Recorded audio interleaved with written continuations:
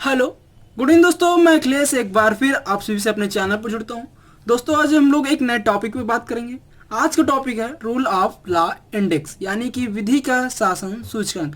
अभी हाल ही में जारी हुई विधि के शासन सूचकांक में चर्चा में क्यों है, इसमें कौन सा देश टॉप पे है, भारत की क्या रैंकिंग है, कौन सा कितने देशों का संस्करण है तथा कौन सा देश सबसे निचले स्तर पे, इन सब बारे में हम चर्चा करेंगे आपसे।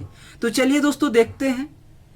हाल ही में उच्चतम न्यायालय यानी कि उच्चतम न्यायालय सुप्रीम कोर्ट आर्टिकल कौन सा 124, कई बार question SSC UP triple SC ये वनडे एग्जाम के लिए बहुत बार पूछा जा चुका है। आर्टिकल सुप्रीम कोर्ट किस न्यायालय में, वैसे भी तुम्हें ये सब अच्छी तरीके से जानकारी होनी चाहिए कौन सा आर्टिकल किस न्यायालय के लिए है। खासकर न्यायालय, president, attorney general of India, कुछ ऐसे महत्वपूर्ण हैं आर्टिकल जो बहुत ज़्यादा आपको तो आने ही चाहिए। उसी में है उच्चतम न्यायालय 124 आर्टिकल। हाल ही में उच्चतम न्यायालय ने 2020 विधि का शासन सूचकांक के संदर्भ में प्रस्तुत याचिका पर सुनवाई करने से इनकार कर दिया। किसने मना किया था? यानी सुप्रीम कोर्ट ने, उच्चतम न्यायालय, भारत के उच्चतम न्यायालय ने मना कर दिया है। इस याचिका में भारत के सूचकांक में निम्न स्थिति होने पर केंद्र, राज्यों और केंद्र शासित प्रदेशों के विशेषज्ञों की समितियां गठित करने की मांग की गई। यानी किसकी? केंद्र में, राज्यों में और केंद्र शासित प्रदेशों में वहां के जो विशेषज्ञ हैं उनकी समितियां गठित करने की मांग की गई थी।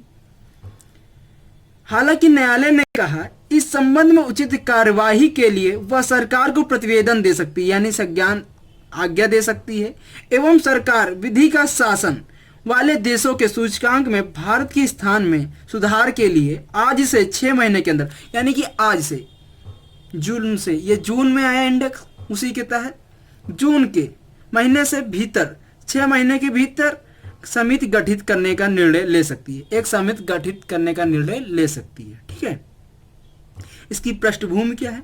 भारत की विधि का शासन सूचकांक में भारत के स्थान में सुधार के लिए एक याचिका प्रस्तुत की गई थी। कहाँ पे याचिका प्रस्तुत की गई? सुप्रीम कोर्ट में प्रस्तुत की गई थी। ठीक है, देखते हैं।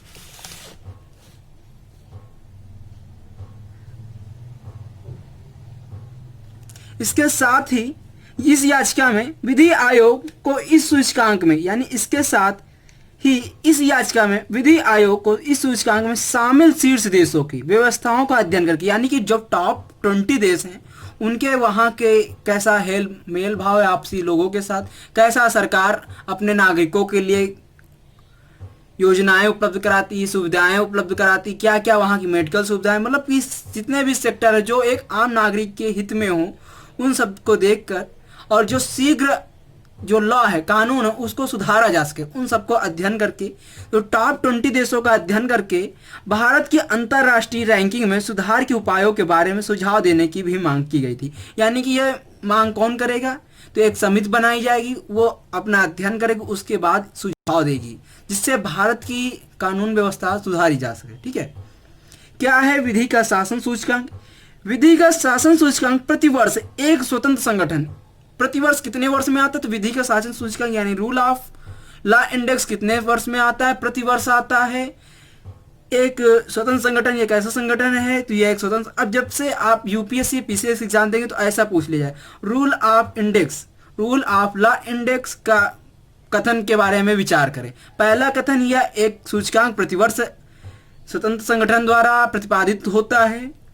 दूसरा कथन दे देंगे वर्ल्ड जस्टिस प्रोजेक्ट इसे प्रस्तुत करता है। तीसरा कथन दे देंगे भारत में इसकी ये रैंकिंग थी, यानी कि कुछ भी रैंकिंग जो होगी। ठीक है, ऐसे कथन। अब कौन सा कथन सही है या कौन से कथन सही नहीं है, ये क्वेश्चन बन के आएंगे। ठीक है, तो आपको डीप स्टडी के, आप जब भी पढ़ें थोड़ा डीप स्टडी पढ़ें। मेरा मोटिव यही होता है जब मैं आपको पढ़ाऊँ तो थोड़ा ये समझाऊँ तो थोड़ा डीप में समझाऊँ, क्योंकि आपका कोई भी उस टॉपिक से सेगमेंट बाहर ना हो, जो भी जितना नॉलेज है सब मिले आपको, आप एक ही जगह से ज़्यादा कुछ कवर कर लें और आप एग्ज़ाम क्लियर करें।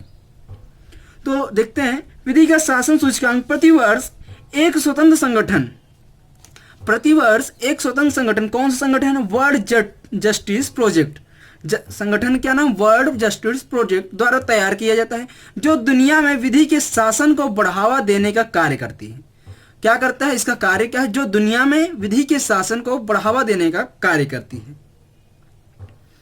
इसमें किसी भी देश की रैंकिंग का आधार इसमें किसी देश की रैंकिंग का आधार उस सरकार की शक्तियों पर युक्त युक्त, यानी कि जैसे भारत देश है, यहाँ की रैंकिंग का आधार कैसा है, जो प्रेजेंट टाइम में सरकार है उसकी सरकार की शक्तियों की युक्त युक्त प्रतिबंध, जो प्रतिबंध है देश शासकीय, ये पहला एक हो गया, ये पहला नंबर हो गया प्रतिबंध, युक्त युक्त प्रतिबंध, देश शासकीय खुलापन, यानी लोगों को कितना आज़ादी मिल रही है, ये दूसरा कर दीजिए। मौलिक अधिकार, ठीक है, फंडामेंटल राइट्स क्या क्या है भारत में लोगों के, दीवानी और फौजदारी, न्याय व्यवस्था तथा भ्रष्टाचार पर अंकुश पाने का नियामक परिवर्तन जैसे 8 बिंदुओं के आधार पर तैयार की जाती है। कितने बिंदुओं पर तैयार की जाती है? तो 8 बिंदुओं पर तैयार की जाती है। कौन से बिंदु है मैं फिर से बता दे रहा हूं। सरकार की शक्तियों पर युक्त युक्त प्रतिबंध, देश शासकीय खुलापन, मौलिक अधिकार, दीवानी और फौजदारी, न्याय व्यवस्था तथा भ्रष्टाचार पर अंकुश पाने के नियामक परिवर्तन जैसे 8 बिंदुओं के आधार पर तैयार की जाती है। ये कुछ प्रमुख बिंदु थे जो मैंने आपको बताए, ठीक है। विधि का शासन सूचकांक 2020 से संबंधित महत्वपूर्ण तथ्य। अब इसमें ये क्वेश्चन आपके वन लाइनर हैं, आपके लिए बहुत इंपॉर्टेंट है। ये कितने देशों की सूचकांक जारी हुआ? तो 128 देशों का। 128 देशों की सूची में कौन टॉप पर है? डेनमार्क। अब आपसे जो बैंक या एसएससी के एग्जाम पूछा उसमें करंट अफेयर से क्वेश्चन पूछे, जो विधि का शासन सूचकांक 2020 जारी हुआ उसमें कौन सा देश प्रथम स्थान पे था? आपको दे देंगे डेनमार्क, स्विट्जरलैंड, फिनलैंड और नॉर्वे। आपको सही ऑप्शन टिक करना, तो सही ऑप्शन कौन है? डेनमार्क, ठीक है। ये यानी कि 128 देशों की सूची में डेनमार्क पहले स्थान पे, प्रथम स्थान पे रहा।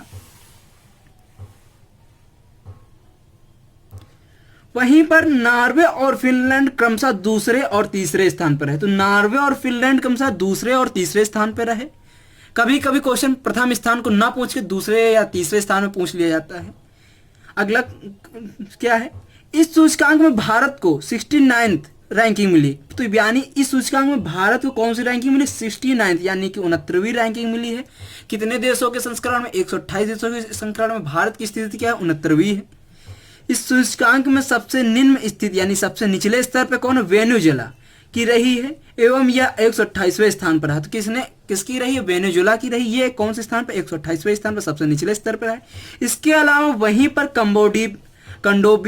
कंबोडिया को इस सूची में 127 स्थान प्राप्त हुआ है। इसके अलावा कंबोडिया को इस सूची में 127वां स्थान प्राप्त हुआ है। तो दोस्तों ये हुए आपका रूल ऑफ लॉ इंडेक्स। अगर ये सेगमेंट आपको अच्छा लग रहा है तो प्लीज चैनल को सब्सक्राइब करें, लाइक करें, शेयर करें। थैंक यू दोस्तों, बाय, गुड नाइट, जय हिंद दोस्तों, बाय बाय।